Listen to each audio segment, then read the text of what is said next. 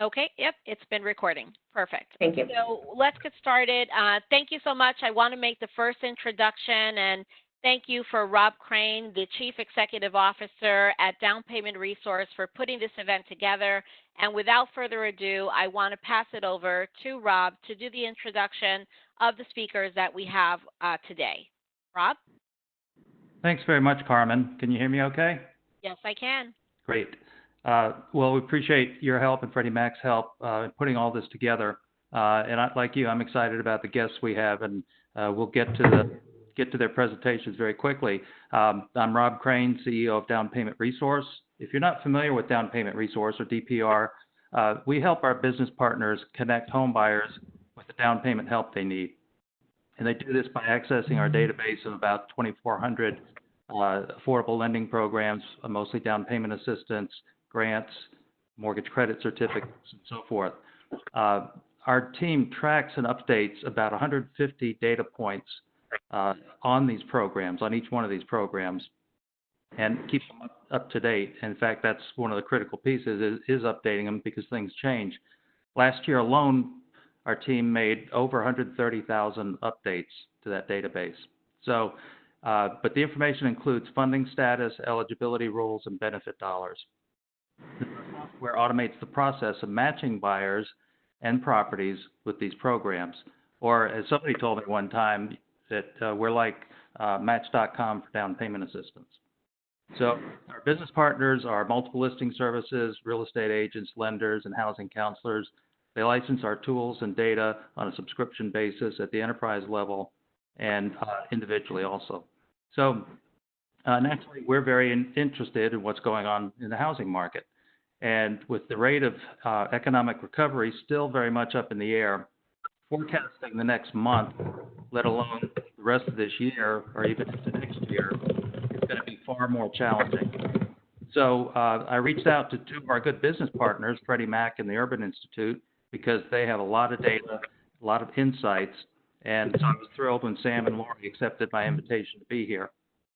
And they are as humble as they are accomplished and smart, so they insisted no bios, just titles, just the facts, but check them out on LinkedIn.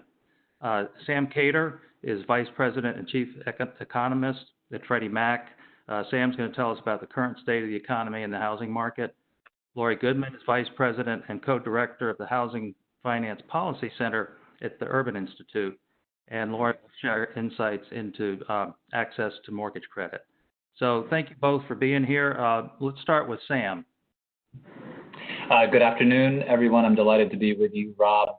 Thank you for the invite, and Carmen and Monica, thank you for your help as well. If we can move to the next slide, we've got about 6 main points that I just want to cover real quickly, and I'll try and make up time and go quickly to help us out a little bit.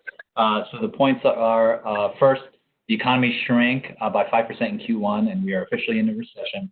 It's expected to contract by 30% in Q2. If that occurs, which is very likely, it'll be the largest contraction since the Great Depression. The contraction is not just deep, but it's very broad. It impacts many industries. Employment currently is 20 million below the level just 4 months ago, but it is rebounding a little bit faster than expected. I've turned to a lot of daily economic transaction data to really get a sense of what's happening to the economy in real time, because a lot of the monthly data has become much less useful because of the speed of the recession. And that suggests that the economy hit bottom in the first couple of weeks of April and has been steadily improving since then, but it remains well below pre-March. Real estate activity declined at roughly the same rate as the broader economy, but the housing market's recovering much faster than most economic segments. And I see a question there. This information is only for the U.S., not in Canada. There's a question posted by Sylvia. Home price growth is expected to decelerate, but not decline. So if we can move to the next page, and I can talk about economic growth. So on the left-hand panel, I've got real GDP annualized growth in the U.S. In the 5 years prior to the recession, averaged about 2% growth rate a year. That's sort of the new normal. In the 60s, in the sort of 50s and 60s, it grew about a little bit more than 4%. In the 70s and 80s slowed down to about 3%. In the 90s and sort of 2000s, closer to 2.5%, and it's sort of seemingly continuing to slow down into this expansion.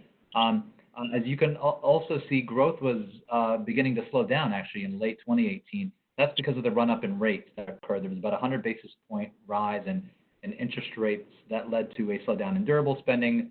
So new home sales slowed down by over 100,000. New home sales went from increasing 5 to 10% year over year to about minus 50% year over year. Car sales sort of flattened off a little bit. Sales of other durable goods like appliances flattened off as well. But then as soon as rates began to drop, the interest rates segments of the economy really began to pick up.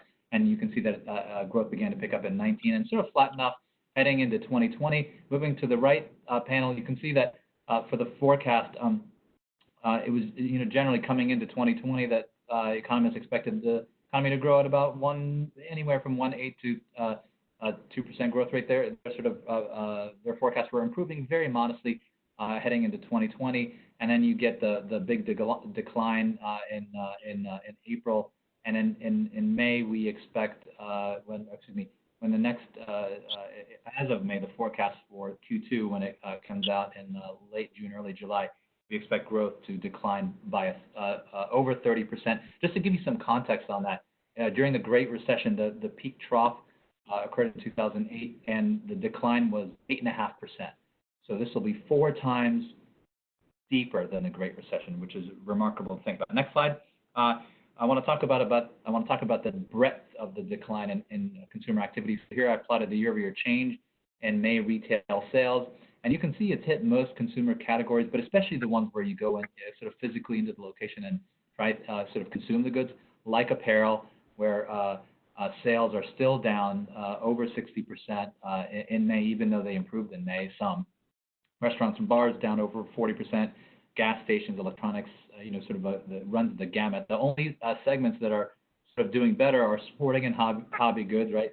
Lots of people are sitting around in their homes with a little bit of extra time and on the weekends, and so they are buying things. I'm actually one of them. I'm looking for a bike and a guitar, sort of getting into the old hobbies. And then also grocery spending because people are going out and eating less at restaurants. And look at building materials. Home improvement stores have been knocking it out of the box. In my neighborhood, there is the parking lots are dominated by the home improvement trucks. It's actually remarkable. And then online spending. Not a surprise that online spending would really boom during the lockdown. And that continues to rise. That was actually about 20% last month, and now it's about 30%. If we can move to the next slide, I can show you some more real-time data. On the left-hand side, I've got consumer credit card spending by J.P. Morgan, and you can see prior to mid-March, it was running about 4-5% year over year, and then it hit a trough sort of late March through mid-April. That's very consistent with many other economic indicators, including our own purchase applications data, which I track daily. And so it hit a trough in that sort of 2-week period and began to really steadily increase. One interesting factor is if you look sort of around the 16th or 17th, right when a lot of the stimulus money started to go out, you see that little surge right there. That's the stimulus sort of impact on the economy. And in fact, there was a really interesting article by the New York Times that talked about the bifurcation in spending between upper income households and lower income households. It's really interesting to note that lower income households, their spending has rebounded faster than upper income households, and a good part of that is because of the stimulus spending, and that's a theme I'll hit back later on. On the right side, I plotted restaurant reservations from OpenTable, which is an online reservation portal.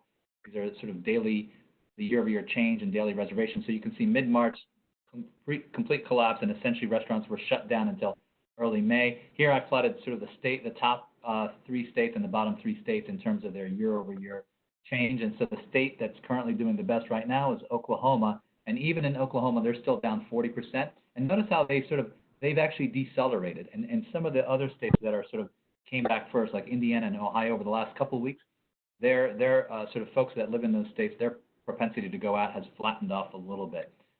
If you look at the states that are sort of the laggards, it's not a surprise. It's the New York, sort of the epicenter where the COVID is, and states that are like Hawaii, that is tourism based. So if we can move to the next slide, employment in the U.S. on slide 12. it rose in May 2.5 million, which actually got some attention.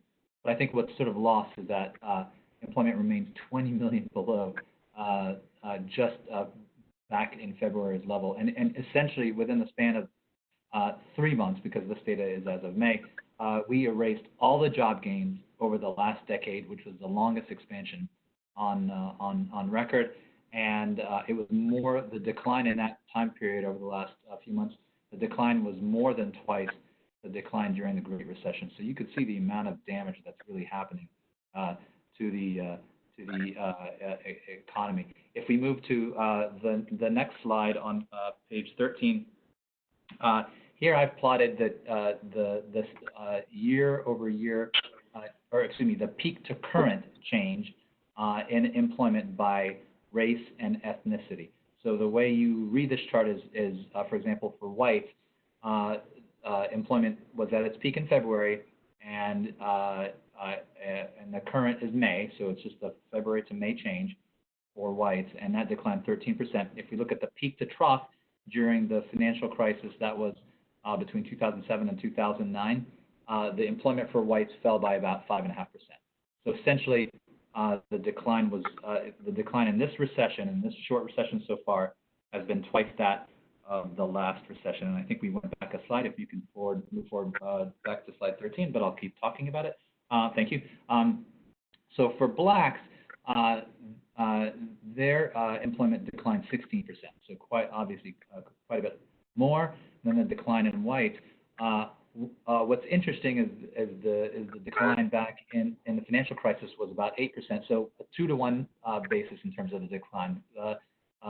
Similar to whites, maybe whites had a little bit more of a relative decline in this recession. Where it gets really interesting is for Hispanics and Asians, where you take a look at both of them have the biggest declines of any race or ethnicity, but more interestingly is on a relative basis, their declines are about 4 times larger than the decline that happened for the other races in the Great Recession. This is not to discount what's happening to the economic base for blacks, but on a relative basis, Hispanics and Asians are getting hit harder than they did in the last recession. And that is interesting because typically African Americans get hit the hardest on a relative basis.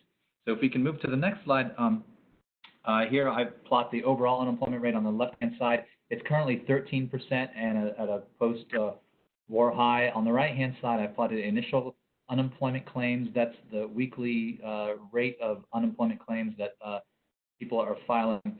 And I've plotted the Google search for apply for unemployment. Now, this slide's about a couple weeks old, but I checked again a couple weeks ago, and it's basically flattened off. It's basically saying that the number of people that are continuing to search for jobs is not declining that fast. So that is a concern that there's going to be a scarring effect for many people after this recession, and that's not really a surprise. This happens after every deep recession. It happened after the last recession. It happened after the Great Depression. In each instance, the savings rate increases a lot. Currently, the savings rate, which was about 7 or 8% prior to the recession, is currently 33%. It has skyrocketed. The deposit base has also increased quite a bit. Many people have taken their money out of various financial assets and put it back into their sort of savings deposit base at a bank. So people just get conservative, they get scared. If we can move to slide 15, the next slide. What's really interesting is, despite all the carnage from a labor perspective, got a post-war high in the unemployment rate, decline in 20 million of employment, income, counterintuitively, for the latest data in April, rose a record $2 trillion, but the rise was entirely driven by the stimulus. So if you take a look at the left-hand side, this is income. It's a combination of wages, salaries, and all kinds of transfer income. And overall income increased 11% month over month, and that was a $2 trillion increase. And that was a surprise, but it turns out that all of it was on the transfer side. So if you look at wage income, it declined 8%, and that was a decline of about 700 billion. But it was more than made up for on the chart all the way on the right. Government transfers, which increased 90% and rose 3 trillion. and that more than offset the decline in wage income and led to an overall increase in income. So I think one lesson so far in this recession is that the stimulus, despite sort of all its flaws in terms of design and execution, money is flowing into the economy and it is supporting consumers. The concern is at the end of July, there's a bit of a fiscal cliff where a lot of the extra $600 for the unemployment expires. You've already had a one-shot CARES stimulus act that occurs in April. That's already gone. That money spent. The money for the Paycheck Protection Program, most of that has already flowed through. And so the concern here is that the stimulus has really supported consumer spending, and that if there's a concern that if there is not a substantial amount of stimulus afterwards, that we might get a second leg down. So that is a concern, absolutely. So if you move to the next slide and turn to the housing market very quickly, and looking at high frequency indicators of what's happening in the market. Monica, Carmen, next slide. I've plotted three charts: home sales, thank you, home sales, for sale inventory in the middle, and the sales price from MLS weekly data. On the left-hand side, home sales running about 5 to 10%. Sort of, it's a little bit wobbly in the weekly data.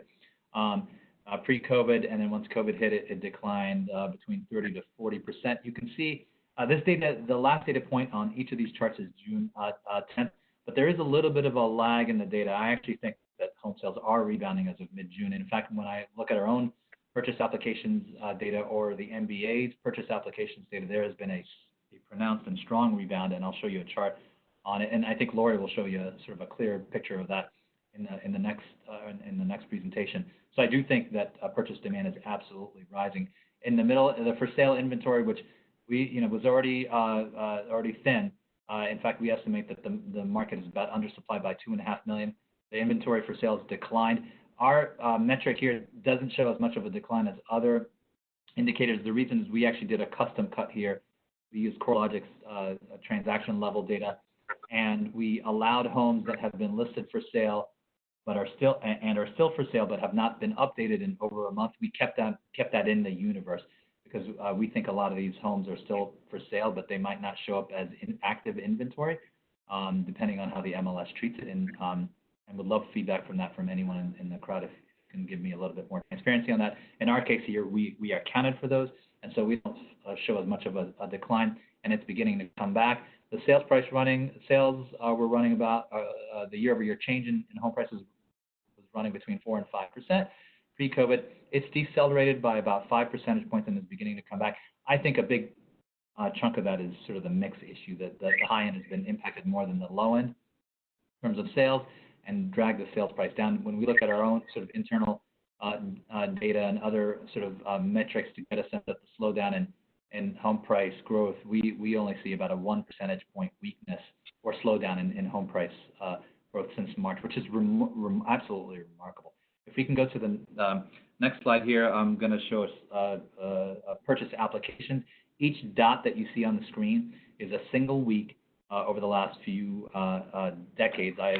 I've got the application index on the x-axis, and as you go out to the right, that means the purchase applications activity is sort of increased. So that sort of the higher the number, the higher the demand. And then on the y-axis, the vertical axis, I've got the mortgage rate, and so it's got that shape that you would expect, right? It's got, as rates decline, purchase applications activity increase, meaning the dots move out to the right, and you can see that occurred in the 1990s, in 1990 to 1998, between 2001 and 2008. In 1999 to 2000, I think there was sort of this wealth effect where you had above average activity and demand, given that rates back then were about 8%. If it wasn't for, I think, the wealth effect, a lot of those green dots that you see on your screen would shift left and be closer to the gray dots between 1990 and 1998. After the Great Recession, and really for about the next 8 to 10 years, you can see demand really fell off, cratered, and didn't really recover until the last couple of years. If you look here, in the orange, I've got 2000. 2000 was coming on pretty strong. It was about 10% above a year ago levels. We were experiencing very strong growth. And then COVID hits and the purchase applications index declines, and you can sort of see the dots as they move to the left. They declined over 30% year over year, but then they began to come back, and that little dot in sort of with the black outline, it's hard to see that one right there, thank you, was the most recent data point, and in our internal data was up 20% a couple of weeks ago, and it's the same for the MBA purchase applications index. They both moved together. So it's remarkable that in the last decade, after the last recession, it took about 10 years for demand to reach sort of normal again. And in this recession, it's taken less than 10 weeks. My concern is that there are some deferred sales that are really driving this rebound, and that maybe we have pulled some sales forward, right? You've got some folks that have been wanting to buy for a while. Rates dropped to record lows, and they think, hey, this might be a good opportunity to buy. There's not as many buyers out there. Maybe there's more inventory sort of in the home buyer's mind. Why don't I jump into the market? So I think that's what's happening, because it's hard for me to see how purchase demand can sustain its 20% rise year over year. So I do expect it to sort of moderate down quite a bit after this sort of bulge of deferred sales and maybe pulled sales forward sort of flows through. If we can go to the next slide here, I've also plotted very quickly the impact of mortgage rates on the average loan balance in the purchase applications index. So I just pay attention to the blue line, which is on the left-hand scale. The year-over-year change in the average loan amount was about 8% coming into this recession. Took a nosedive, but with the rebound coming back, it is now up about 4 to 4.5% on a year-over-year basis. So really a remarkable V-shaped recovery, and not just the demand for housing, but then sort of the price pressures for housing. And you can see this more on the next couple of charts where I plot. I'll tell you what, maybe in the interest of time, let's skip the slide 19 and let's just go to slide 20. And on slide 20, I've plotted, thank you. I've plotted two metrics here: the total number of homes available for sale on the left-hand side, and you can see there's a pro-cyclical aspect to it, but the overall picture is almost like you can just draw a straight line down. There's a structural inability in this country to produce more housing over time. And then on the right-hand side, I plotted the number of renter households per home available for sale. So, for example, the way you read this chart, in the early 80s, there were about 12 or 13 renter households per available home for sale. As of April 2020, that's doubled. And we don't have May or June data yet, but that, no doubt, that number will continue to rise. Taking a look at the next couple charts, which are going to show some indications of sort of how tight the market is. On the next chart, on page 21, I've got the cumulative days on market. So on the left-hand side, I plotted the days on market for 2018 and 2019, and 2020 was a little bit cooler. It was taking a little bit longer for homes to sell. You can see that once March hit, a run-up in the days on market. It is, while it is worse than 2018 and 2019, it is no match for what happened in the Great Recession. So it is modest. There are homes that are taking longer to sell, but it's not really having an impact on price pressures. And hold that thought, I'll come back to that in a second. On the right-hand side, I've basically taken that red line that's on the left chart and broken it up into the high tier and low tier in terms of the days on market, just to see which segment has gotten hit harder. And in both cases, the slowdown or the lengthening of the days on market has occurred in both markets. What's interesting is the high tier has begun to flatline as the stock market has really improved. The high tier has really begun to flatline and is no longer deteriorating. If we can go to the next chart, and I'm almost done here. I've plotted here the initial list price to final sale price discount. So just literally looking at the percent change from the initial list price to what the home actually finally sold for. And you can see in the go-go years in 03 and 04 and 05, that discount was low, about 1 to 1.5%. In the Great Recession, it rose to about 3.5% for a few years and began to slowly improve. And you look all the way to the right, as of mid-June, no deterioration in pricing pressures at all, which I think really, to me, speaks to the lack of inventory on the market. And I think sellers realize it's still a seller's market, even in the worst recession since the World War II. If we can go to the last slide, or excuse me, second to last slide here, I've plotted the consensus view on projected home prices over the next sort of year and a half by the industry and Fannie and Freddie, and you can see for 2020 for NAR and MBA, they're still fairly optimistic that they expect home price growth to be over 4%. NAHB, CoreLogic, and Freddie Mac a bit more muted growth, about 2.5%. Fannie Mae more pessimistic. They've only got about 0.5% in 2020, though they do have a nice rebound in 2020, 2021. One thing is for our forecast, with some of these, there is a delay. So, for example, our forecast is as of May, but it's really a Q1 forecast, and we're in the midst of revising it, and so we've gotten more optimistic given recent trends. So overall, most believe that there will be a slowdown in home price growth, but none of the major players in the housing market expect home price growth will really turn negative. And then lastly, some just very quick closing thoughts on the next slide on page 24.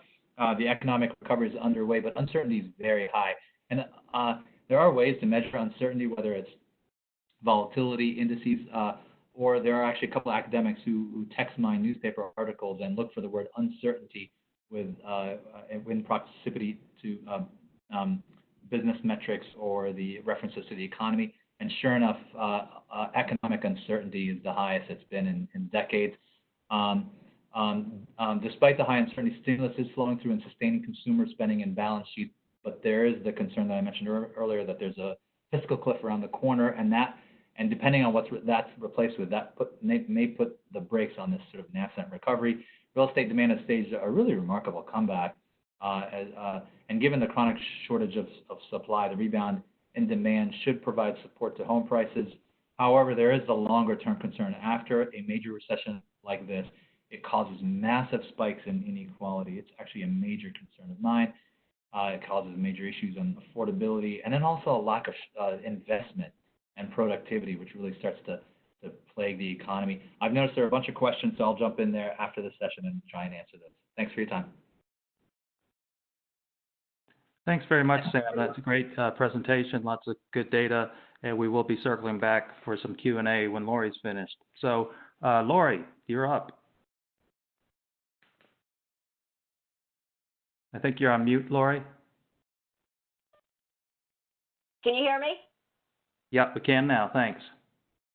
Well, Rob, thank you very much for inviting me to participate in this. Carmen and Monica for facilitating this, and Sam, thanks for a very good presentation. And this is going to work. And I'm going to actually start where Sam left off. Next slide, please. And that's next slide. Perfect. Basically, back one slide.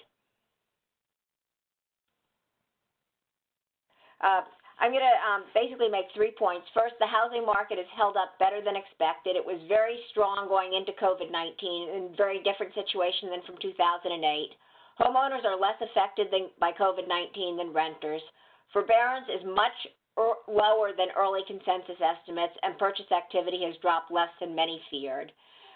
Fed intervention has stabilized the agency MBS market. Even so, primary rates are higher than they should be, although they're beginning to decline. And the credit box in agency space has tightened, and the credit box in non-agency space has tightened more. And we're going to spend a considerable amount of time on this last point. Next slide. So the two differences between now and 2008 were first the very limited supply, and second the amount of equity people have built up in their home. So this is just a picture of how deep a supply shortage we have, and I know Freddie Mac has done very similar numbers and has done the analysis as well with fairly similar numbers. If you add together private residential construction and manufactured housing, in 2019 we produced about 1.35 million housing units in the United States. The rate of household formation was just under 1.2 million units. So you sort of say, well, gee, what's the big issue? We've got more gross new supply than household formation. The issue is obsolescence. We have about 137 million housing units in the United States. Even if we assume a very conservative obsolescence rate of 0.31%, that knocks net new supply down to about 922,000, and leaves us with a supply-demand imbalance of 263,000. That is, we're producing 263,000 less new units than the rate of net household formation. Next slide. This shows you how it's looked over time. You can see that prior to 2008 and earlier, we were producing way more units than the demand, that is, the net household formation. Since 2009, we've been in a deficit situation. That is, we've been producing less net new units than net household formation. So what this means is that there's a supply-demand imbalance that's just continuing to accumulate, and what it does is it puts upward pressure on both home prices and rents. Very different than 2008 when we had much more housing supply than demand. Next slide, please. This shows you the value of the U.S. housing market. So the black line shows you the total value of the housing market is about $31 trillion. This includes about close to $20 trillion in household equity and $11 trillion in household debt. If you look back to 2008, you can see that household debt was about the same, but household equity was much, much lower, and the result was the total value of the U.S. housing market was lower. So even at the peak, you can see that the amount of equity in the housing market is way less than it is now. So this gives the housing market a resiliency that it did not have in 2008. Next slide, please. It's important to realize that homeowners have been much less affected by COVID-19 than renters. In general, homeowners earn a lot more, and they tend to have a much lower unemployment rate. This shows you the unemployment rate through time on owners versus renters, and you can see the owner unemployment rate is much, much lower than the renter unemployment rate. Next slide, please. In addition, homeowners have been much less affected by COVID-19. That is, they're much less apt to work in the 5 most vulnerable industries: accommodation and food, construction, entertainment, other service, and retail. So you can see that 30% of homeowners are in the 5 most vulnerable industries versus about 38% of renters. Next slide. When you look at homeowner forbearance, you can see that this is actually lagged by a week. The overall number was 8.53 on this slide last week, or I guess the numbers released on Monday showed 8.48%. That is, forbearance has not. That is, the amount of homeowners in forbearance is much lower than people thought. Initial estimates were on the order of around 25%. Our number was about 12%. It looked like, at the time we looked way, way low. Now we look way, way high relative to other estimates. But this just shows you forbearance is running much more moderate than most people thought. Question is, what happens when that extra $600 of employment benefits per week expires? Next slide, please. This just shows you this just shows you if you look at the homeowners with the 25th percentile, what you see here is that unemployment insurance benefits plus $600 a week sort of fully cover the income of the bottom 25th percent of homeowners. That is, that extra $600 a week is just vital to making up that gap between what people would have earned versus what they were earning before versus what they're making now. With unemployment benefits alone, the income would be lower. However, for the bottom 25th percent of homeowners and the median renter, in fact, the unemployment benefits plus the $600 a week is more than they were previously earning. So the question is, how much of the low forbearance rate to date can be explained by that, and we don't know. The answer is we'll see. The one other thing I want to mention about forbearance is even though that forbearance rate is 8.53%, a lot of those people are actually paying their mortgage. In some cases, up to half of those who have declared forbearance are actually paying their mortgage, which is a truly staggering number. Next slide, please. To pick up the point that Sam made about the Purchase Application Index, you can see the blue line shows you what's happened thus far in 2020 compared to the same time in 2018 and 2019. You can see that the MBA Purchase Application Index fell a lot in late March and April, and then and then bottomed out and is actually above where it was in 2018 and 2019 at the same time. Now, a lot of this is due to low rates. As Sam said, it's people who perhaps have been thinking about buying, and all of a sudden rates are low enough that it makes the home much more that it makes the payment much more affordable. We'll have to see if this lasts, but certainly you're not seeing the Mortgage Purchase Application Index below where it was at this time the previous 2 years. In fact, it's fairly far above. Obviously, low rates are a big reason for this, but certainly the strength of the housing market is showing. Next slide, please. At this point, I'd like to turn to talk about what's happened with Fed intervention. This just shows you the spread between secondary mortgage rates and the 10-year Treasury. You can see that spreads got out to about 160 basis points in mid-March. The Fed did a small amount of intervention. They said they'd buy $200 billion of mortgages. Spreads came in. At that point, the mortgage market said, wait a second, that's not nearly enough. Spreads gapped out. And then the Fed at the tip of the second rise said, we will do whatever it takes to stabilize the mortgage market. And they did. Spreads have come in and are now basically a little bit lower than they were before the crisis. Next slide, please.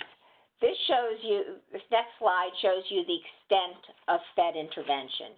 You can see the yellow line shows you what the Fed has purchased.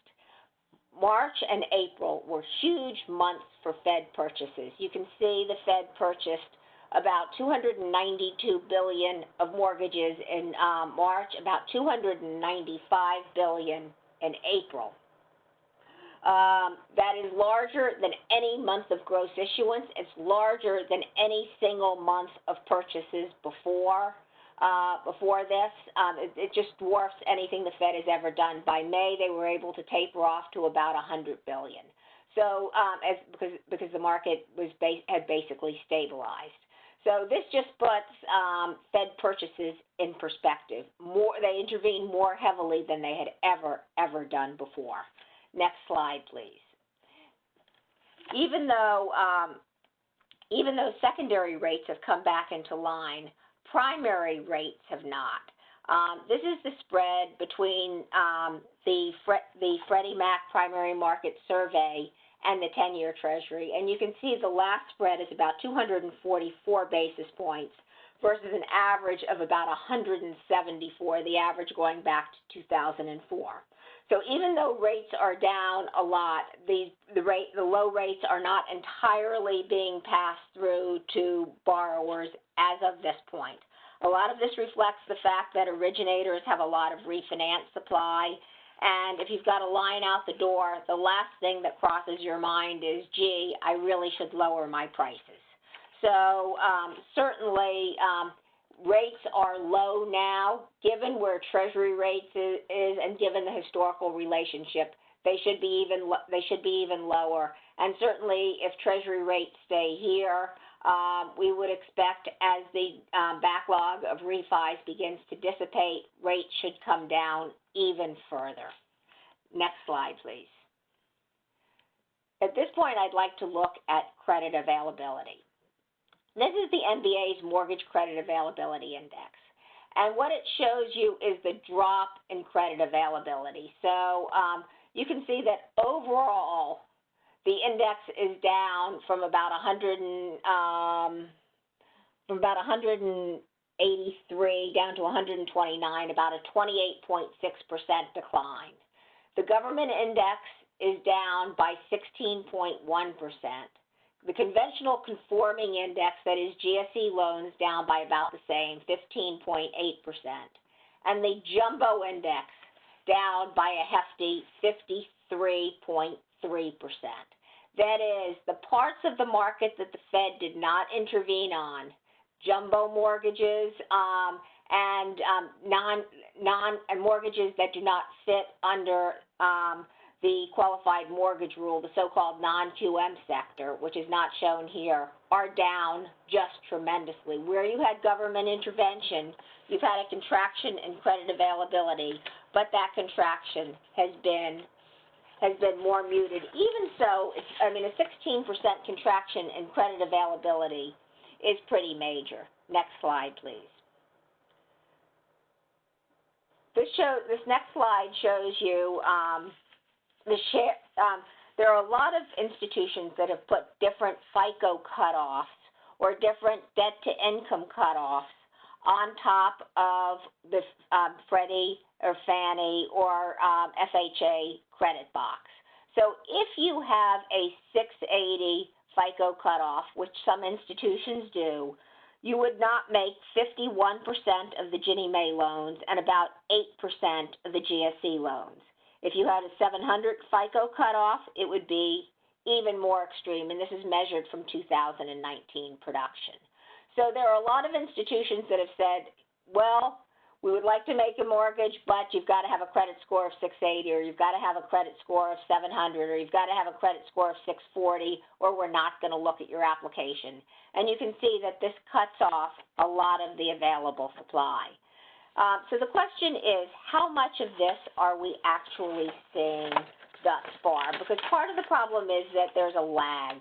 That is, if you buy a home, that is, if you put down a bid on a home in March, by the time you filed your application, it's April. By the time your application closes, it's June, and we don't really have the data on you. So if you look at the next slide, please, this shows you that there actually had been some tightening prior to COVID-19, and what this did is it accelerated it. And the contraction in credit availability is very acute. You can see it very clearly in refi space, but you can see it in purchase space as well. Refis tend to have a little bit shorter lag, so you can see it much more clearly. And you can see actually the impact in terms of where you look at both the FICO and DTI combinations. That is, if you look at the percent FICO less than 700 and debt to income greater than 40, you can see of the production in January 2019, about 44% of the mortgages had FICOs less than 700 and DTIs greater than 40. Now it's about 37% of the purchase mortgages. In refi space, it's even more acute. In Fannie and Freddie space, again, you can see a huge contraction in terms of FICOs less than 700 and DTIs greater than 40. So you've seen credit availability tighten, and chances are we haven't seen the full extent of that in purchase space. Next slide, please. I'd like to make the point that when you see the tightening in FICO and DTI, and you haven't really seen much in loan-to-value ratios, you tend to affect minority borrowers disproportionately. So this is 2018 HMDA data showing you FICO, debt-to-income, and loan-to-value ratios. And you can, so if you look at average FICO scores, you can see that non-Hispanic whites tend to have higher FICO scores than any other group other than Asians. The Hispanic white and black FICO scores are considerably lower. If you look at median combined loan-to-value ratios on purchase mortgages, you can see Hispanic whites and blacks tend to have higher combined loan-to-value ratios, and also higher debt-to-income ratios. So when you begin to tighten the credit box, what you're doing is you're disproportionately squeezing out Hispanic, whites, and black borrowers. And you can see a very, very large difference by race ethnicity. So with that, but, there are a number of policy actions that can be taken, and some of them are fairly simple. You can, to prevent one of the reasons for the contraction in credit availability is the fact that if a borrower goes into forbearance, a servicer has to continue to advance, which is very, very costly for them. You can set up a servicer liquidity facility at the Federal Reserve.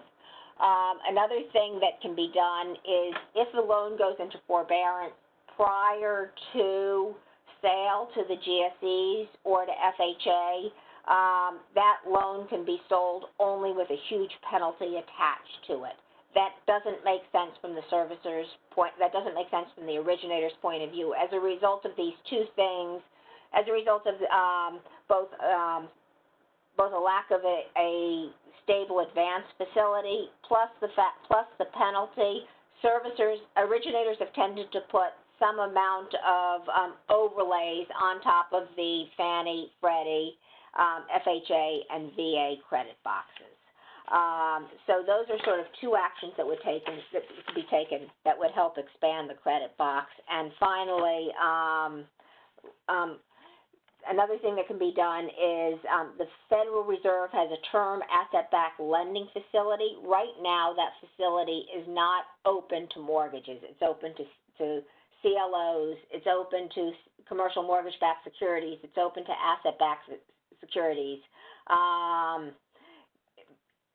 It's open to corporate debt, but it's not open to mortgages. If that was open to AAA mortgages, it would allow for the start of for the restart of the non-qualified mortgage market. So with that, let me conclude and pass it back. Thank you all very much. Thanks, Laurie. Great information. You and Sam are making it hard for me to come up with good questions because every time I write down a good one, then you answer it about 2 slides later. So, but I think I've got some things here to ask you about. One of the questions, Sam talked about the high end of the real estate sales market. If I understood correctly, that the high end of the market took a hit, more of a hit than the low end of the market. And yet, Laurie, you were talking about how the most vulnerable jobs were not necessarily current homeowners, or maybe some of them are homeowners of less expensive homes, but that seemed like a little bit of a conflict to me. What was driving both of those that might make sense of that? Maybe I can begin first, Rob. So good question. So on the high end, I've done some work before that shows that there's a very strong correlation between high-end home sales and stock market movements, and that correlation really begins at about 700,000 or 750,000 and above. So when the stock market deteriorates, almost irrespective of what's happening in the economy, because there is sometimes a disconnect, or not sometimes, often a disconnect between the stock market and the real economy. But what really drives the upper end is what's happening in the stock market. So I think if you recall, I had that days on market slide that showed that the upper tier had sort of the days on market, the increase had sort of flattened, and the low tier continued to worsen. And I think the reason that the days on market began to sort of move sideways, or maybe even improve a little bit, is because of the rapid rebound in stock prices. So based on my research in the past, I think of the high end as being heavily driven by movements in the stock market. Really, of course, it's related to the economy, but I think it is a very strong correlation between the two, almost nearly a one-to-one correlation between the two. In fact, that's the kind of the analysis that I've done in the past, where I make a chart, I show movements in stock prices and changes in high-end home sales, and they move lock and step together. The only thing I would add to that is that a lot of the high-end homeowners are more affluent and have a lot of discretion as to when they choose to put their homes on the market, and so they're not obligated to put their homes on the market. They can hold them off the market, waiting for a more opportune time So I would suspect that's limited the amount of sort of homes that absolutely have to move. Okay, thank you. Yeah, that's good information. So then we don't need to worry about what Laurie was pointing out in terms of the credit box tightening for jumbo loans. But yes, but where you really do need to worry about it is it illustrates that things outside of agency space aren't functioning, and in particular, the non-QM market, mortgages that don't, borrowers who who basically have non-traditional sources of income. So you've got basically where you need to verify income using bank statements. That market is almost completely closed at this point.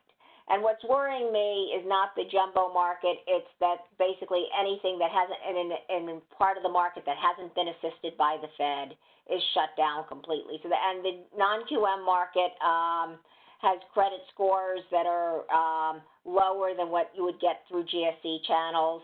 And it tends to have some amount of jumbo mortgages, but a lot of mortgages that are conforming in terms of size, and those borrowers don't qualify for other types of loans. So it's basically, what bothers me is the dichotomy between the mortgages that have been in areas where you've been assisted by the government versus those that don't. And the non-QM market I view as sort of vital to that market has to come back for the ultimate health of the mortgage market, even though it's tiny relative to everything else. Great, thanks. And sticking on that non-QM for a minute, I know the CFPB has put out a couple of rule proposals, and I read along with that one estimate said that about, and this I think, where I'm going with this, I don't think is for the high end of the market. More borrowers that maybe at the low end of the market that need non-QM loans. But 15, they accounted for 15% of GSE loans, and I think maybe 25% of all new mortgage insurance written. So what do you see? I know the rules are just proposals right now, but do you see that having any major impact on the market?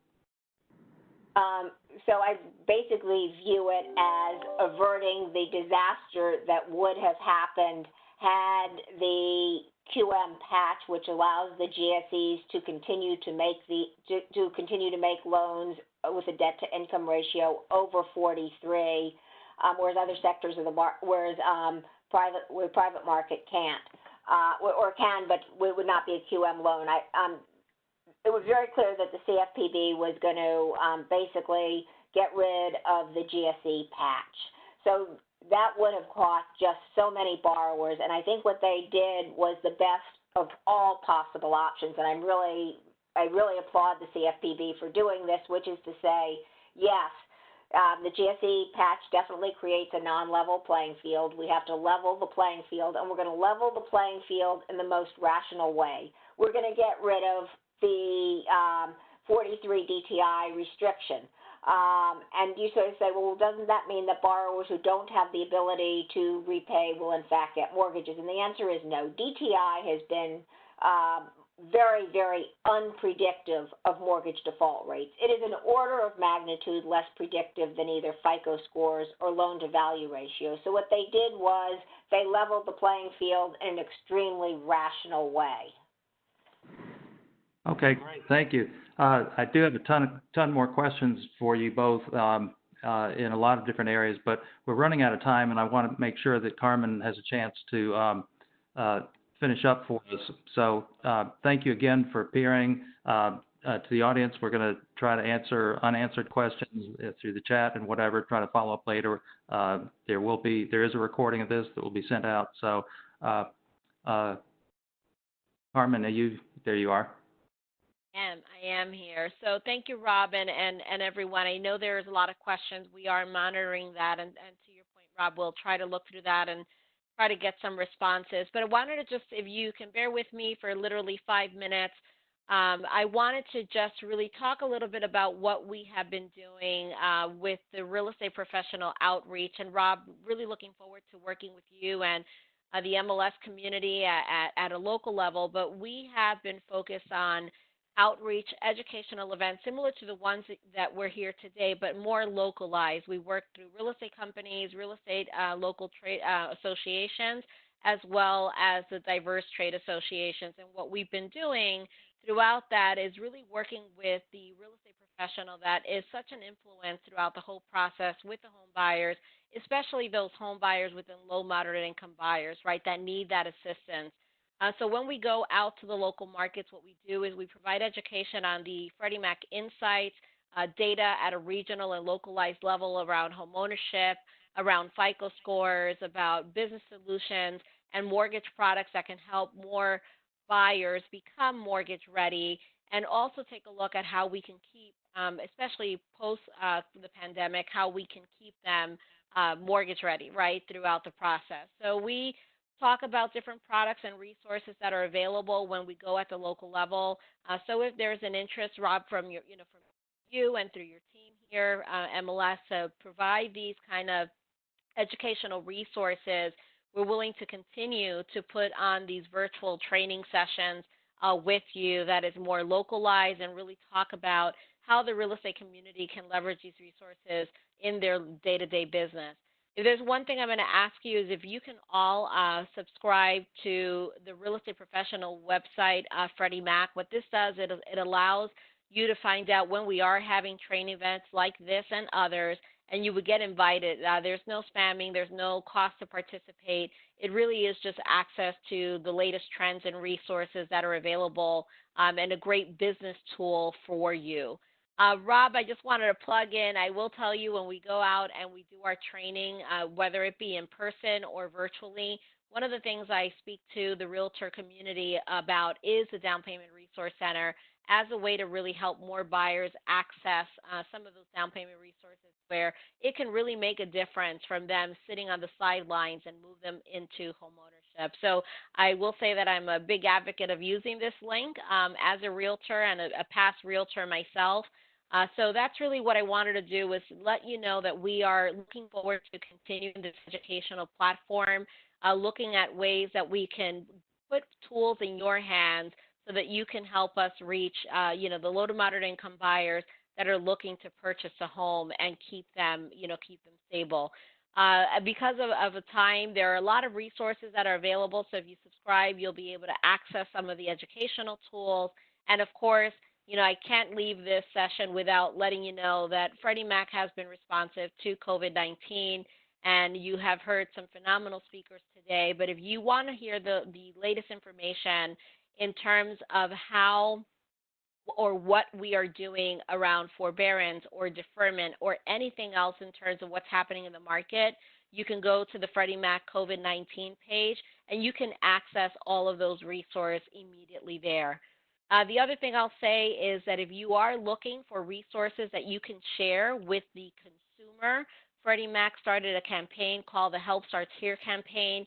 It is specifically to help consumers navigate these trying times, and these resources are available to you as a real estate practitioner to send over to your past customers and clients who may be in need of some assistance and guidance. So I do recommend, and it is available both in English and also in Spanish. Great tool for real estate practitioners, lenders, as well as housing counselors. But before we close, I will pass it to Rob for one more time. But I want to thank Rob for this opportunity. Laurie, it's always great to hear you and Sam speak. I always learn so much. And really thank everybody for participating. And Monica, thank you for all the behind-the-scenes work. And even with the technology glitches that we had, we made it through. And Rob, thank you, and I'll let you close.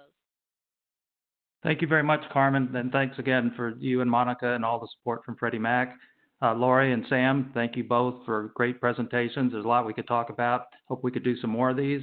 There's definitely a lot of interest in the real estate community to learn more, and there's plenty to talk about. So we look forward to doing more of this.